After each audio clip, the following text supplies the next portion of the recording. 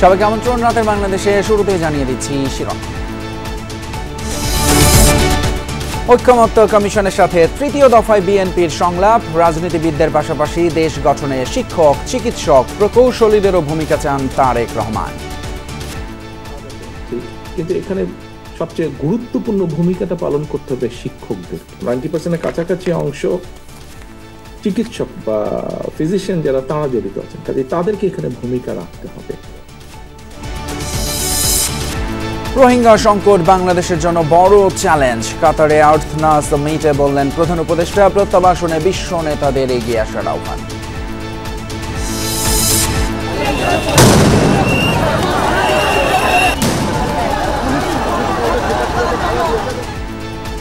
মারামারির জেরে সিটি এবং ঢাকা কলেজ দুদিন বন্ধ ঘোষণা। প্রায় 5 ঘন্টা থেমে থেমে সড়কে ধাওয়া পাল্টা ধাওয়া।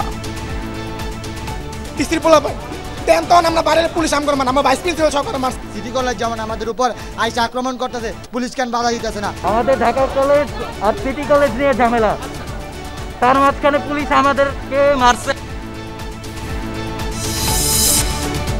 খুনের চেয়ে বড় অপরাধ গুম। সরকারের অগ্রাধিকার এসব অপরাধের বিচার, বললেন উপদেষ্টা। চাংখারপুলে গণহত্যা মামলায় চার্জশিট 25 মে। সাগররণী হত্যা মামলার প্রতিবেদন দিতে পিবিআইকে 6 মাস সময়। নথি পুড়ে যায়নি, পুরাতন হওয়ায় ছড়িয়ে ছিটিয়ে আছে, ব্যাখ্যা ডেপুটি অ্যাটর্নির। সাবেক আইজিপি বেনজিরের বিরুদ্ধে ইন্টারপোলের রেড অ্যালার্ট। আর্থিক দুর্নীতি বা অপরাধের অভিযোগের কারণে দ্রুত পদক্ষেপ, বলছে পুলিশ হেডকোয়ার্টার্স। এছাড়াও রাতের বাংলাদেশে আরও থাকছে: ভারত নিয়ন্ত্রিত জম্মু কাশ্মীরে সন্ত্রাসী হামলা, পর্যটক সহ অন্তত 26 জন নিহত। নিরাপত্তা বাহিনীর সাথে স্বরাষ্ট্রমন্ত্রীর বৈঠক।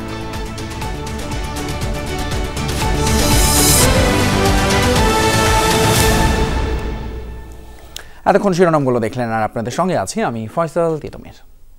জাতীয় ঐক্যমত্য কমিশনের 691টি সুপারিশের মধ্যে 73টিতে আপত্তি বিএনপির, আর 5 শতাধিক প্রস্তাবে আছে সমর্থন। এছাড়া বাকি প্রস্তাবগুলোতে নিজেদের মতামত দিয়েছে দলটি। ঐক্যমত্য কমিশনের সাথে 3 দিনের বৈঠক শেষে এসব কথা জানান বিএনপির স্থায়ী কমিটির সদস্য সালাউদ্দিন আহমদ। আর ঐক্যমত্য কমিশনের সহসভাপতি আলী রিয়াজ জানান, মে মাসের মাঝামাঝি থেকে আরেক দফায় শুরু হবে রাজনৈতিক দলের সাথে বৈঠক। তৃতীয় দিনের মতো ঐক্যমত্য কমিশনে বিএনপির প্রতিনিধি দল 5 সংস্কার কমিশনের সুপারিশ নিয়ে 2 দফার যুক্তি তর্ক শেষে মঙ্গলবার উভয় পক্ষের চেষ্টা ছিল ঐক্যমতে পৌঁছানোর। স্পিডশিট বাদ দিয়ে তাই আলোচনা হয় সংস্কার সংক্রান্ত নানা সুপারিশ আর বাস্তবায়নের প্রক্রিয়া নিয়ে। দিনভর বৈঠকে 5 সংস্কার কমিশনের 691 প্রস্তাবের 73টি নিয়ে আপত্তি জানায় বিএনপি, সমর্থন দেয় 5 শতাধিক সুপারিশে। এছাড়া কিছু বিষয়ে দলীয় মতামত ও নতুন করে প্রস্তাব দেয় বিএনপি। সবচেয়ে বেশি আপত্তি আসে সংবিধান সংশোধন সংক্রান্ত সুপারিশ নিয়ে। দেশের নাম পরিবর্তন, ধর্মনিরপেক্ষতা, বহুত্ববাদ, প্রধানমন্ত্রীর ক্ষমতা কমানো, সংসদের মেয়াদ 4 বছর করার বিরুদ্ধে অনড় দলটি। ওখানে ধর্মনিরপেক্ষতা আছে, এটার বিরুদ্ধে আমরা। নতুন করে যে বহুত্ববাদ প্রস্তাব করা হয়েছে সেটারও বিরুদ্ধে আমরা সেই আর্টিকেলগুলো রিপ্লেস করা হোক এটার সাথে একমত, কিন্তু কি দিয়ে রিপ্লেস করা হবে সেটা বলেছি যে 5ম সংশোধনীতে গৃহীত, অর্থাৎ পঞ্চদশ সংশোধনীর পূর্ববর্তী অবস্থার যে রাষ্ট্র পরিচালনার মূলনীতিগুলো আছে ওগুলো রিপ্লেস করা হোক। তো ওনারা মোটামুটি নিম রাজি হয়েছেন, তবে ওনারা পরবর্তীতে সিদ্ধান্ত নেবেন। এছাড়া আপিল বিভাগের সবচেয়ে জ্যেষ্ঠ 3 বিচারপতির মধ্য থেকে প্রধান বিচারপতির নিয়োগ চায় বিএনপি। অসাংবিধানিক ও আইনসিদ্ধ নয় এমন সিদ্ধান্ত না নিতে সুপ্রিম কোর্টের প্রতি আহ্বান জানিয়েছে দলটি। অ্যাপিলেট ডিভিশনের সিনিয়র মোস্ট যেন চিফ জাস্টিস হন। তা আমাদের প্রস্তাব হয়েছে যে রাষ্ট্রের মধ্যে কিছু অসঙ্গতি আগে দেখা গিয়েছে, সর্বক্ষেত্রে যদি আমরা ফিক্স করে দিই, কোনো অপশন যদি না থাকে ভবিষ্যতে, যেহেতু আমরা জুডিশিয়ারির ফুল ইন্ডিপেন্ডেন্সটা এনশিওর করতে চাই, সেই ক্ষেত্রে সিনিয়র মোস্ট অ্যাপিলেট ডিভিশনের বিচারপতিদের মধ্যে কমসে কম 2 থেকে 3 জন যেন এই অপশনের মধ্যে থাকে। এখন পর্যন্ত ঐক্যমত্য কমিশনের সাথে সুপারিশ নিয়ে আলোচনা করেছে 15টি দল। মে মাসের মাঝামাঝিতে রাজনৈতিক দলের সাথে দ্বিতীয় পর্বের আলোচনা শুরু করার কথা জানান কমিশনের ভাইস চেয়ারম্যান আলী রিয়াজ। অনেক রাজনৈতিক দলের সাথে আলোচনা আমরা অনেক জায়গায় ঐক্যমত্যের জায়গায় বা সামঞ্জস্যের ক্ষেত্রে আসছি, কোথাও কোথাও ভিন্নমত আছে, সেটাই স্বাভাবিক, এবং বিএনপিও ভিন্ন নয়। প্রাথমিক পর্যায়ের আলোচনা এখন অব্যাহত আছে এগুলোর ভিত্তিতে আমরা আশা করছি দ্বিতীয় পর্যায়ে আমরা আলোচনায় মে মাসের মাঝামাঝি সময় থেকে অগ্রসর হতে পারবো। সেই আলোচনা শেষে তৈরি করা হবে জুলাই চার্টার। সর্বদলীয় বৈঠকে সেখানেই স্বাক্ষর করার কথা কমিশনে মতামত দেওয়া রাজনৈতিক দলগুলোর। আরেফিন শাকিল, যমুনা নিউজ, ঢাকা। এদিকে দেশ গঠনে রাজনীতিবিদদের পাশাপাশি শিক্ষক, চিকিৎসক, প্রকৌশলী সহ বিভিন্ন পেশার মানুষদের ভূমিকা চাইলেন বিএনপির ভারপ্রাপ্ত চেয়ারম্যান তারেক রহমান। উত্তরবঙ্গের 3 জেলায় বিএনপির প্রশিক্ষণ কর্মশালায় তিনি কথা জানান। চরাঞ্চলের শিক্ষা, চিকিৎসা এবং যোগাযোগ ব্যবস্থা ঢেলে সাজানোর আশ্বাস দেন তারেক রহমান। রাষ্ট্রকাঠামো মেরামতের ৩১ দফা নিয়ে লালমনিরহাট, কুড়িগ্রাম ও গাইবান্ধায় বিএনপির প্রশিক্ষণ কর্মশালা। এতে প্রধান অতিথি হিসেবে ভার্চুয়ালি যোগ দেন দলের ভারপ্রাপ্ত চেয়ারম্যান তারেক রহমান।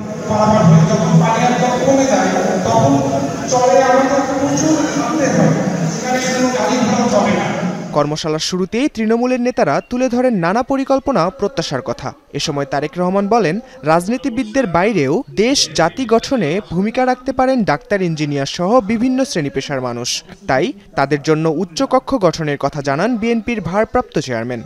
শিক্ষা ব্যবস্থাকে যখন মোটামুটি আমরা সুন্দর করে গড়ে তুলতে পারবো, এই দেশের মানুষের স্বাস্থ্য ব্যবস্থাকে যখন মোটামুটি ভাবে আমরা প্রত্যেকের কাছে পৌঁছে দিতে পারবো, এই দেশের নারীদের ক্ষমতা উন্নয়ন বা এম্পাওয়ারমেন্ট যখন আমরা করতে পারবো, কম বেশি বেকারদের কর্মসংস্থানের সমাধান আমরা করতে সক্ষম হব, এইভাবে আরো প্রয়োজনীয় কাজগুলো মোটামুটি ভাবে যখন একটি ভিত্তির উপর আমরা করাতে পারবো, তখনই আমরা বলতে পারবো টেক ব্যাক বাংলাদেশ কিছুটা হলেও বাস্তবায়ন ঘটছে। তারেক রহমান বলেন, উত্তরাঞ্চলের চরাঞ্চলে যোগাযোগ ব্যবস্থা অনুন্নত, বেহাল শিক্ষা, স্বাস্থ্য খাত। তাই এসব বিষয়কে ঢেলে সাজানো হবে বলে উল্লেখ করেন তিনি। যদি 31 দফা বাস্তবায়ন না করি, তাহলে আপনার যে গত 15 বছর ধরেন, 15 বছরকেই যদি আমরা ধরি, 15 বছরের যে আপনার ত্যাগ, 15 বছর যে আপনার উপরে অত্যাচার, নির্যাতন, যে কষ্ট, সকল কিছু বৃথা হয়ে যাবে।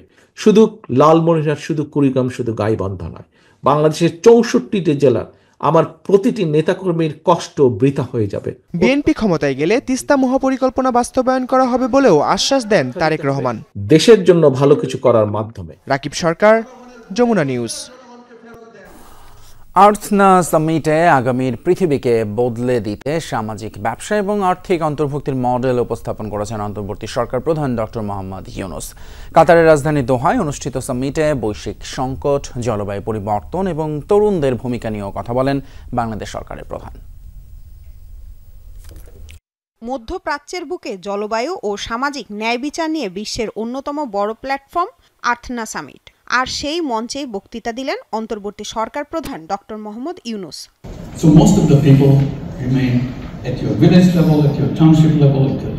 সামিটে ছাত্র জনতার গণ অভ্যুত্থানের কথা তুলে ধরেন প্রধান উপদেষ্টা। বলেন, 2024 সালের জুলাই মাসে বাংলাদেশে একটি ঐতিহাসিক যুব নেতৃত্বাধীন গণজাগরণ ঘটে। বৈষম্যের বিরুদ্ধে শুরু হওয়া প্রতিবাদ পরিণত হয় ন্যায় বিচার, সুশাসন ও জবাবদিহিতা প্রতিষ্ঠার জাতীয় আন্দোলনে। আজকের বাংলাদেশের তরুণরাই সমাজের ইতিবাচক পরিবর্তনের মূল চালক। As an individual, as a human being, we have enormous capacity to go as big as we want. But system comes in. What's your little part? অন্তর্ভুক্তিমূলক পরিবেশ গড়তে মানবতার জন্য সবাইকে একসাথে কাজ করার আহ্বান জানান ডক্টর ইউনূস। বলেন, দারিদ্র্য গরিবরা সৃষ্টি করেনি, এটি একটি ত্রুটিপূর্ণ অর্থনৈতিক ব্যবস্থার ফল। সামাজিক, ব্যবসা ও আর্থিক অন্তর্ভুক্তির মাধ্যমে এই ফাঁদ থেকে বের হওয়া সম্ভব। এ সময় রোহিঙ্গা সংকটকে বাংলাদেশের জন্য বড় চ্যালেঞ্জ উল্লেখ করে তাদের প্রত্যাবাসনে বিশ্ব নেতাদের এগিয়ে আসার আহ্বান জানান প্রধান উপদেষ্টা।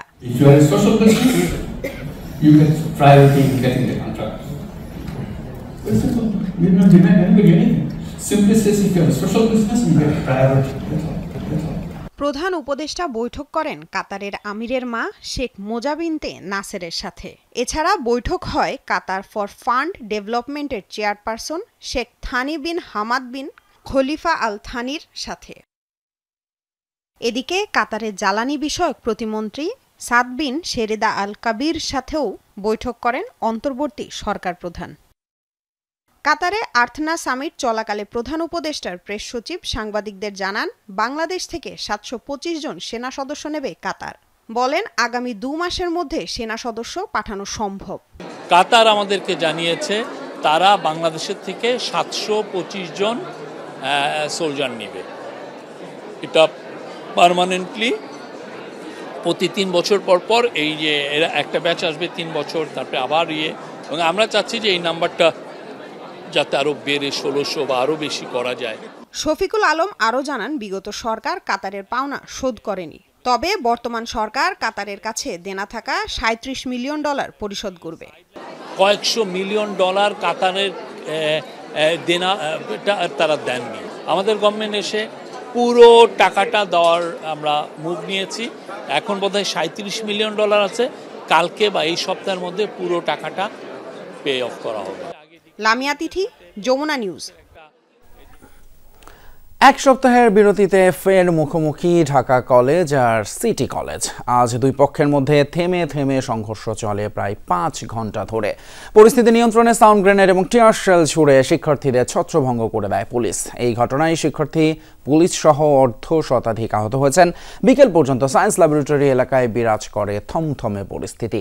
এদিকে সংঘর্ষের ঘটনায় কাল বুধ এবং বৃহস্পতিবার বন্ধ ঘোষণা করা হয়েছে ঢাকা এবং সিটি কলেজ। ঢাকা কলেজ ও সিটি কলেজের শিক্ষার্থীরা কয়েকদিন পরপর তুচ্ছ ঘটনা সহ নানা ইস্যুতে সংঘর্ষে জড়ায়। মঙ্গলবারও তেমনই এক ঘটনাকে কেন্দ্র করে শুরু হয় দুই পক্ষের বিরোধ। প্রত্যক্ষদর্শীরা জানায়, বেলা 11:30টার দিকে সিটি কলেজে হামলা চালায় একদল শিক্ষার্থী। এতে কলেজটির কয়েকজন শিক্ষার্থী ও শিক্ষক আহত হন। ভুক্তভোগীদের অভিযোগ, ঢাকা কলেজের শিক্ষার্থীরাই হামলা চালিয়েছে। পরে তারা ঢাকা কলেজের দিকে যেতে চাইলে বাধা দেয় পুলিশ। এ সময় পুলিশ ও সিটি কলেজের শিক্ষার্থীদের মধ্যে কয়েক দফায় সংঘর্ষ হয়। আমাদের ঢাকা কলেজ আর সিটি কলেজ নিয়ে ঝামেলা, তার মাঝখানে পুলিশ আমাদেরকে মারছে, আমাদের দুইজনে পা ভাঙছে। এদিকটা পুরো পা দিয়ে ফাইনাল হইছে, আলটা পোলা পুরো মাথার ঘুমায় চেঞ্জ করে লইছে ভাই। ডিসির পোলা ভাই দেন তখন আমরা বাইরে পুলিশ আমগর মানে আমার ভাইস প্রিন্সিপাল সহকারে মারছে। পরিস্থিতি নিয়ন্ত্রণে টিয়ারশেল ও লাঠিচার্জ করে শিক্ষার্থীদের ছত্রভঙ্গ করে দেয় পুলিশ। আমাদের প্রচুর পরিমাণে ইট পাটকেল মারছে। এই মারার কারণে আমাদের কিন্তু অনেক পুলিশ সদস্য আমরা কিন্তু আহত হয়েছি। তারপরে আমরা চিন্তা করলাম দেখি ওদেরকে ঠেলানো যায় কিনা। একটা পর্যায়ে আমরা টিয়ারশেলও মারতে বাধ্য হয়েছি যে ডিসপার্স করার জন্য। তাছাড়া আমাদের উপর প্রচুর পরিমাণে বৃষ্টির মতো ইট মারতেছিল। এই অবস্থা এখন স্বাভাবিক। দুপুর 2টার দিকে ঢাকা কলেজের শিক্ষার্থীরা লাঠিসোঁটা নিয়ে আবারও সায়েন্স ল্যাব এলাকায় জড়ো হন। এ সময় পুলিশের প্রতিরোধ ভেঙে দুই কলেজের শিক্ষার্থীরা মুখোমুখি সংঘর্ষে জড়ায়। তাদের ছত্রভঙ্গ করতে টিয়ারশেল, সাউন্ড গ্রেনেড ও লাঠিচার্জ করে পুলিশ। আমরা কালকে স্পষ্টভাবে বলেছি 24 ঘন্টার ভিতরে যদি তাকে গ্রেফতার না করা হয় ঢাকা কলেজের ছেলেরা বসে থাকবে না। আমরা ধরে দিয়ে এসেছি, আমরা সিটি কলেজ পর্যন্ত গেছি, আমাদের police tear gas, sound bomb, lathi charge করে আমাদের এখানে ফেলে দিয়েছে। ওনারা রাস্তায় ফেলে কেন মারবে, এই অধিকার ওদেরকে দিয়েছে। সিটি কলেজ যেমন আমাদের উপর আইসা আক্রমণ করতেছে, পুলিশ কেন বাধা দিতেছে না? অনার্স লেভেলের একজন স্টুডেন্টকে ওরা সায়েন্স ল্যাব থেকে বাসায় যাচ্ছিল, সায়েন্স ল্যাবে আটকে ওরা গুরুতর আহত করছে। কলেজ দুটির কর্তৃপক্ষ বলছে, তুচ্ছ ঘটনাকে কেন্দ্র করে এমন সংঘর্ষ অনাকাঙ্ক্ষিত ও দুঃখজনক। আগামীতে এ ধরনের ঘটনা এড়াতে বৈঠক করা হবে। আমরা সিটি কলেজে ফোন করেছি, সিটি কলেজ প্রশাসনকে বলেছি বসতে। আইডিয়াল কলেজের প্রিন্সিপাল, আমরা প্রশাসনের যারা আছি তাদের সাথে বসে এটা কিভাবে সমাধান করা যায় আমরা আলাপ আলোচনা করব। আমাদের অনেক শিক্ষার্থী হয়েছে, প্রায় 20-25 জন শিক্ষার্থী মারাত্মকভাবে আহত হয়েছে। ঢাকা কলেজের শিক্ষকদের সাথে কথা বলেছি, তারাও বলেছে যে তারা তাদের স্টুডেন্ট কোনো ধরনের অন্যায় কাজে লিপ্ত হবে না, গন্ডগোল করবে না। নগরীর প্রাণকেন্দ্রের এই দুই শিক্ষা প্রতিষ্ঠানের ছাত্রদের মাঝে বিরোধ দীর্ঘদিনের। এতে প্রায় ভোগান্তিতে পড়েন সাধারণ মানুষ। শামীম রেজা, যমুনা নিউজ, ঢাকা। দুই নারী শিক্ষার্থীকে দেখে হাসাহাসি করেছিল এমন অভিযোগে ছুরিকাঘাতে হত্যা করা হয় প্রাইম এশিয়া বিশ্ববিদ্যালয়ের শিক্ষার্থী পারভেজকে। কিন্তু প্রশ্ন উঠেছে, শুধু হাসির কারণেই কি একজন মানুষকে এভাবে মেরে ফেলা যায়, নাকি অন্য কোনো রহস্য আছে এই হত্যার নেপথ্যে? তাছাড়া এই দুই নারী শিক্ষার্থী বা কারা? এদিকে পারভেজকে হত্যার ঘটনায় বৈষম্য বিরোধী ছাত্র আন্দোলনের বনানী থানার যুগ্ম মহাসচিব সদস্য সচিব হৃদয় মিয়াজিকে গ্রেপ্তারের কথা জানিয়েছে পুলিশ। পারভেজ হত্যা নিয়ে বিভিন্ন প্রশ্নের উত্তর খুঁজেছেন সহকর্মী আশিক মাহমুদ, ছবি তুলেছেন নির্মল চন্দ্র। প্রাইম এশিয়া বিশ্ববিদ্যালয়ের শিক্ষার্থী জাহিদুল ইসলাম পারভেজ হত্যাকাণ্ডের সূত্রপাত এখান থেকেই। 19 এপ্রিল বিকেলে পরীক্ষা শেষে বনানীর একটি দোকানে বন্ধুদের সাথে আড্ডা দিচ্ছিলেন পারভেজ। হঠাৎই পাশের আরেকটি দোকানে দুই নারী শিক্ষার্থীকে দেখে হাসি ঠাট্টা করেন পারভেজ, এমন অভিযোগ ওই দুই নারীর। ডেকে আনা হয় তাদের বয়ফ্রেন্ডদের। এই ঘটনার জেরে ক্যাম্পাসের জুনিয়রদের সাথে কথা কাটাকাটি, এক পর্যায়ে উপর্যুপরি ছুরিকাঘাত করা হয় পারভেজকে। সেদিন ঠিক কী ঘটেছিল পারভেজের সাথে? সত্যিই কি তিনি ইফটিজিং করেছিলেন? সরেজমিনে এই ঘটনার দুজন প্রত্যক্ষদর্শীর সাথে কথা বলেছে যমুনার নিউজ টিম। উঠে এসেছে ঘটনার বিস্তারিত। এখানে যদি অন্য কেউ হতো তাহলে আমরা বিশ্বাস করতাম না ইফটিজিং করতে পারে, বাট পারভেজ ভাইয়ের ক্ষেত্রে এই কথাটা মানানসই না। তারপর দেখলাম যে ওই তিনটা ছেলে একদম ফ্রেশার ভার্সিটির, ওরা এক সপ্তাহ হয়েছে অ্যাডমিশন নিছে, তো ওরা তকরাতকরি করতেছে, ওরা এইভাবে থ্রেডও করতেছে যে একটা ফোন দিলে সব দেখবো যে আইসা তুলে নিয়ে যাবো, চিনো আমাদেরকে, এটা সেটা। এই ছেলেটার সাথে আগে কোনো শত্রুতা আসলে হওয়ারই কথা না। তারা তিনজনে কিন্তু ওই দাপটটা দেখাইছে তারা এখানের স্থানীয়, হ্যাঁ এখানের স্থানীয়, সেজন্য তারা এই যে বনানী করাইল বস্তি বা মহাখালীর ওখানে কিশোরগঞ্জদের নিয়ে তারা এই ঘটনাটা ঘটাইছে। শিক্ষার্থীরা জানায় পারভেজকে ছুরিকাঘাত করার আগে ভুল বুঝাবুঝির বিষয়টি মীমাংসা করে দিয়েছিল প্রাইম এশিয়া বিশ্ববিদ্যালয়ের প্রক্টোরিয়াল বডি। দুঃখ প্রকাশ করে সরি বলেছিল পারভেজ, তাতেও শেষ রক্ষা হয়নি। তারা প্রক্টোরিয়াল বলেছিল যে এই স্টুডেন্ট আমাদেরকে দেখে হাসাহাসি করতেছিল। পরবর্তী পারভেজ যেটা বলেছিল, স্যার আমি আমার ফ্রেন্ডদের সার্কেলের মধ্যে আমরা সবসময় যেভাবে হাসাহাসি করি ওইভাবে হাসাহাসি করতেছিলাম। প্রক্টর অফিস থেকে যেটা করা হয়েছিল যে ঠিক আছে, যেহেতু ফিমেল স্টুডেন্ট তুমি যাদেরকে একটু সরি বলো। সে সিনিয়র স্টুডেন্ট, আর তিনজন স্টুডেন্ট যারা ছিল আমাদের প্রাইম এশিয়া তারা ছিল জুনিয়র স্টুডেন্ট, তাদের সামনেই তাদেরকে সরি বলছে। সে বিষয়টা এখানে মীমাংসা হয়ে গিয়েছে, আসলে সেটেলড হয়ে গিয়েছিল। তো অনুসন্ধানকালে জানা গেছে ওই দুই নারী শিক্ষার্থী বনানীর ইউনিভার্সিটি অব স্কলার্সের শিক্ষার্থী। একজনের নাম ফাতেমা তাহসিন ঐশী, পড়েন বিবিএতে। অন্যজন ইংরেজি বিভাগের ফারিয়া হক টিনা।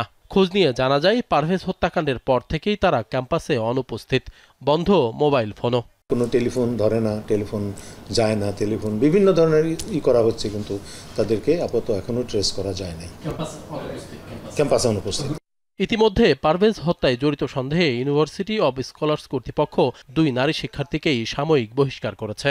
তদন্ত করে দোষীদের দৃষ্টান্তমূলক শাস্তির দাবি জানিয়েছেন তারা। যেহেতু বিষয়টা পুলিশের কাছে তদন্তাধীন, যতদিন পর্যন্ত তদন্ত শেষ না হয় ততদিন পর্যন্ত তাকে সাময়িক বরখাস্ত, সে উইল নট কাম, তারা আসবে না, ক্লাস নিবে না, কিছু করবে না, তাদেরকে কোনো ছাত্রত্ব তার থাকলো না আর কি।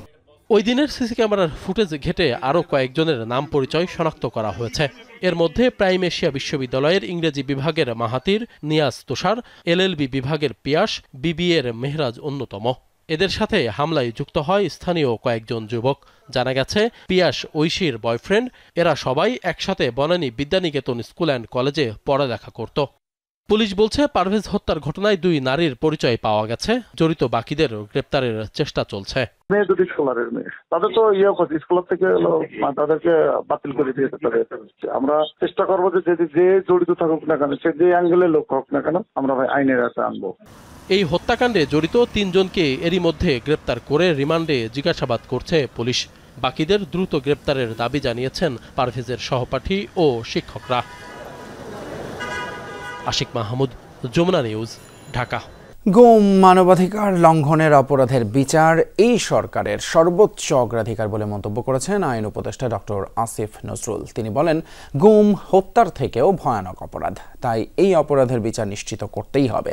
গুমের বিচার সংক্রান্ত আইনের আলোচনায় বক্তারা নানান পর্যালোচনা তুলে ধরেন। বলেন, আইনটি এমনভাবে তৈরি করতে হবে যেন ন্যায় বিচার নিশ্চিত হয়। গুমের বিচার করতে তৈরি হচ্ছে আইন, এরই মধ্যে এর একটি খসড়া তৈরি হয়েছে।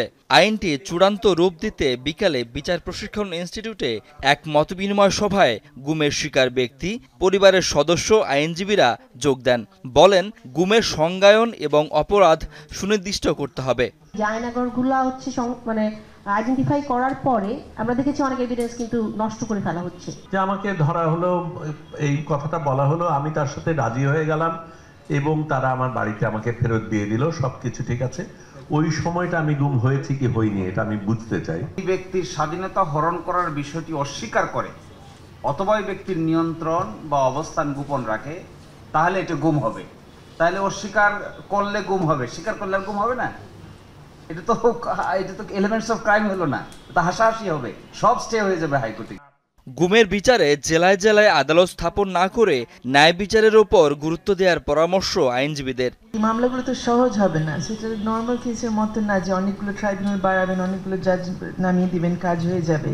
খুব সাহসী ব্যক্তিদেরকে লাগবে যারা স্বতন্ত্রভাবে কাজ করতে পারবেন। আই থিঙ্ক সংখ্যা কমানো উচিত। এটা যদি হয় সিস্টেমেটিক এবং ওয়াইড স্প্রেড, এটা যদি আইসিটিতে পাঠানো হয়, তা আইসিটিতে ওখানে আবার একটা ইনভেস্টিগেশনের ব্যাপার আছে, তো আপনি ইনভেস্টিগেশনকে দুইবার করবেন। ফাইনটা আপনার মিনিমাম ফাইনটা কত এটা স্পেসিফাই করা হয় নাই। I think the fine to be imposed should be specified. সাক্ষীদের সুরক্ষায় প্রয়োজনে বিদেশে পাঠিয়ে দেওয়ার পরামর্শ দিয়েছেন চিফ প্রসিকিউটর। এমন উইটনেস থাকবে আমাদের যাদেরকে বাংলাদেশেই রাখা সম্ভব হবে না, হয়তো তাদের দেশের বাইরে পাঠিয়ে তাদেরকে ওইখানে সেটেল করার প্রশ্ন আসবে, এই ব্যাপারে বিধান থাকতে হবে। গুম হওয়া ব্যক্তির মৃত্যু ঘটা, এই জায়গাটা বলতে আপনারা কি বোঝাতে চেয়েছেন আমরা বুঝতেছি না। কারণ কাউকে অ্যারেস্ট করলেন, করার পরে তার মৃত্যু হলো, সেটা কাস্টোডিয়াল ডেথে হেফাজতে মৃত্যু নিবারণ আইন 2013-র মধ্যে চলে যাবে। এই জায়গাটা একটু ক্লারিফাই যদি করে দেন খুব ভালো হয়। গুমের মতো ভয়াবহ অপরাধের বিচার নিশ্চিতে সরকার কাজ করছে বলে জানান আইন উপদেষ্টা। আমাদের সরকারের যত অগ্রাধিকার রয়েছে তার মধ্যে অন্যতম হচ্ছে গুম, খুন, মানবতা বিরোধী অপরাধ, সেটার বিচার নিশ্চিত করা এবং এই ধরনের শাসক হওয়ার সম্ভাবনা যাদের থাকে বা চিন্তা যাদের থাকে তাদের জন্য কাজটা ডিফিকাল্ট করে দেওয়া। আমাদের পরবর্তী সরকার আমাদের সমস্ত সংস্কার ভুলে যাবে, এটা আমি কল্পনাও করতে চাই না। আইন উপদেষ্টা বলেন, অন্তর্বর্তী সরকারের হাতে যেহেতু সময় কম, তাই দ্রুত আইনটি তৈরি করে যেতে চান তারা। শাকিল হাসান, যমুনা নিউজ, ঢাকা। 5 আগস্ট রাজধানীর চাংখারপুলে 6 জনকে হত্যা মামলায় আগামী 25শে মে আনুষ্ঠানিক অভিযোগ দাখিলের নির্দেশ ট্রাইব্যুনালের। মঙ্গলবার এই মামলার আনুষ্ঠানিক অভিযোগ দাখিলের আগে তদন্ত সংস্থার জমা দেওয়া প্রতিবেদন পর্যালোচনার জন্য 4 সপ্তাহ সময়ের আবেদন করেন প্রসিকিউশন। শুনানি শেষে 25শে মে অভিযোগপত্র জমা দেওয়ার নির্দেশ দেয় ট্রাইব্যুনাল।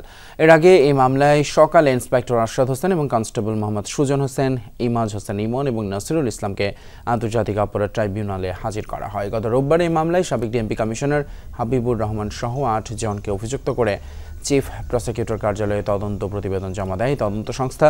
চিফ প্রসিকিউটর জানান, ভিডিও ফুটেজ দেখে যাদের সম্পৃক্ততা মিলেছে তাদেরই অভিযুক্ত করা হয়েছে।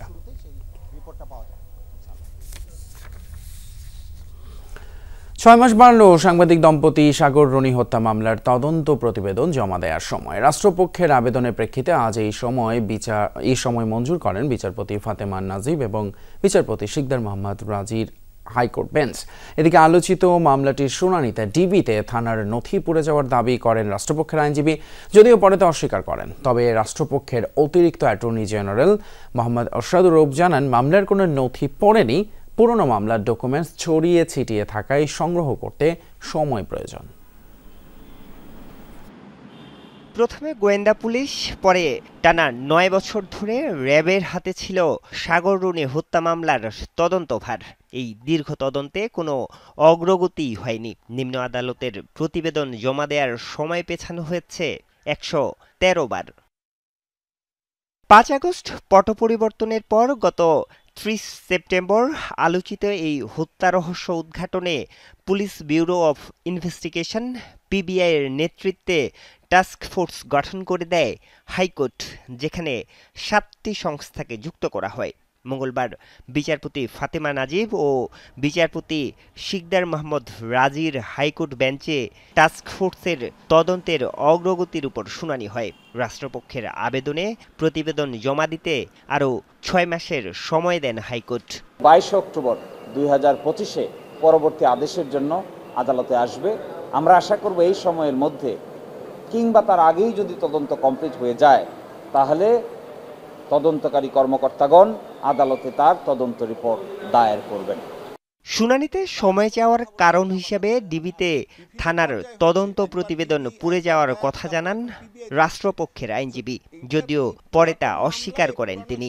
আমি যেটা বলেছিলাম কোর্টে পুরানো বলতে বুঝিয়েছি আমি, নট পুরানো, এটা পুরাতন মামলা। এটা ইনভেস্টিগেশন করতে একটু সময় লাগবে, কারণ এখন এই অনেক অফিসারকে জায়গায় ট্রান্সফার হয়ে গেছে, অনেকে হয়তো বা চাকরিতে নেই, এটাই এতে আছে। তো তাদের সাথে কথা বলতে হচ্ছে, তখনকার জিনিস বের করতে হচ্ছে, দেখতে হচ্ছে, অনেক কিছু করতে হচ্ছে, সেই জন্য এটা সময়ের দরকার ছিল। 2012 সালের 11ই সেপ্টেম্বর রাতে রাজধানীর পশ্চিম রাজাবাজারের ভাড়া বাসায় নির্মমভাবে খুন হন এই সাংবাদিক দম্পতি। আরিফুর রহমান সবুজ, যমুনা নিউজ, ঢাকা। ক্ষমতাচ্যুত আওয়ামী সরকার আমলের দুর্দণ্ড প্রতাপশালী সাবেক পুলিশ মহাপরিদর্শক এবং র্যাব প্রধান বেনজির আহমেদের বিরুদ্ধে রেড নোটিশ জারি করেছে international criminal police organisation Interpol. গত 10 এপ্রিলে রেড নোটিশ জারি করা হয়। পুলিশ সদর দপ্তর বেনজিরের বিরুদ্ধে রেড নোটিশ জারির বিষয়টি নিশ্চিত করেছে। দুর্নীতির বিরুদ্ধেও আমাদেরকে শূন্য সহিষ্ণুতার নীতি বলবৎ করতে হবে। আমি চাই তোমরা এই প্রায় 1300 সদস্য, নবীন সদস্য বাংলাদেশ পুলিশে দুর্নীতির বিরুদ্ধে জিহাদ ঘোষণা করবে। দুর্নীতির বিরুদ্ধে এভাবেই সোচ্চার ছিলেন সাবেক পুলিশ প্রধান বেনজির আহমেদ। দুর্নীতি দমন কমিশন দুদকের আবেদনের প্রেক্ষিতে ঢাকার একটি আদালত সাবেক আইজিপি বেনজিরের বিরুদ্ধে রেড নোটিশ জারির জন্য ব্যবস্থা গ্রহণের নির্দেশ দেয়। এরপর গত ফেব্রুয়ারিতে বেনজিরের বিরুদ্ধে রেড নোটিশ জারি করতে ইন্টারপোলের কাছে আবেদন করা হয়। আর্থিক দুর্নীতি বা অপরাধের অভিযোগের কারণে দ্রুত পদক্ষেপ হিসেবে গত 10 এপ্রিল তার বিরুদ্ধে রেড নোটিশ জারি করে ইন্টারপোল। সাবেক আইজিপি বেনজির আহমেদের বিরুদ্ধে ইন্টারপোলের রেড নোটিশ ইস্যু হয়েছে। দুদকের আবেদনের প্রেক্ষিতে পুলিশ হেডকোয়ার্টার্স থেকে রেড নোটিশ ইস্যু করার জন্য ইন্টারপোলে ইতিপূর্বে পত্র প্রেরণ করা হয়েছে। দেশ থেকে পালিয়ে যাওয়ার আগে দেশ বিদেশে বেনজিরের সম্পদের অনুসন্ধান করতে গিয়ে হতবাক হয়েছেন দুদক কর্মকর্তারা। নতুন করে তার নামে বেনামে আরও কয়েকশো কোটি টাকা সম্পদের তথ্য পেয়েছে তারা। স্ত্রী সন্তানদের পাশাপাশি শাশুড়ি ও স্বজনদের নামেও তিনি গড়ে তুলেছেন সম্পদের পাহাড়। অন্যদিকে বেনজির ও তার পরিবারের সদস্যদের নামে বিদেশে সম্পদ আছে কিনা তা জানতে কেন্দ্রীয় ব্যাংকের ফিনান্সিয়াল ইন্টেলিজেন্স ইউনিট থেকে যুক্তরাষ্ট্র, কানাডা এবং সংযুক্ত আরব আমিরাতের আর্থিক গোয়েন্দা ইউনিটকে চিঠি দেওয়া হয়েছে। 5 আগস্ট গণ আন্দোলনের মুখে দেশ থেকে ভারতে পালানো সাবেক প্রধানমন্ত্রী শেখ হাসিনা ও আওয়ামী লীগ সাধারণ সম্পাদক ওবায়দুল কাদের সহ 11 জনের বিরুদ্ধে রেড নোটিশ জারির যে আবেদন করা হয় সে তালিকার অন্যতম বেনজির আহমেদ। বাকিদের নোটিশ জারির বিষয়টি আইনি পর্যালোচনায় রেখেছে ইন্টারপোল। খুব শিগগিরই তাদের বিরুদ্ধেও রেড নোটিশ জারি হতে পারে। আব্দুল্লাহ তুহিন, যমুনা নিউজ, ঢাকা। নির্বাচনী মাঠে থাকলেও জামায়াতে ইসলামের নিবন্ধন এবং প্রতীক নেই। আওয়ামী লীগ সরকারের আমলে বাতিল হওয়া নিবন্ধন এবং প্রতীক আইনি লড়াই করেই ফিরে পেতে চায় দলটি। তবে এখনও আদালতে বিষয়টি নিষ্পন্ন না হওয়ায় এ নিয়ে ক্ষোভ জানিয়েছেন দলটির শীর্ষস্থানীয় নেতা এবং আইনজীবীরা। তারা জানিয়েছেন চলতি সপ্তাহে এই সংক্রান্ত 2টি মামলার শুনানি হতে পারে। শামীম রেজার রিপোর্টে বিস্তারিত। জাতীয় নির্বাচন ডিসেম্বরে নাকি আগামী বছরের জুনে, এ নিয়ে প্রশ্ন থাকলেও ভোটের প্রস্তুতিতে পিছিয়ে নেই জামাতে ইসলামী।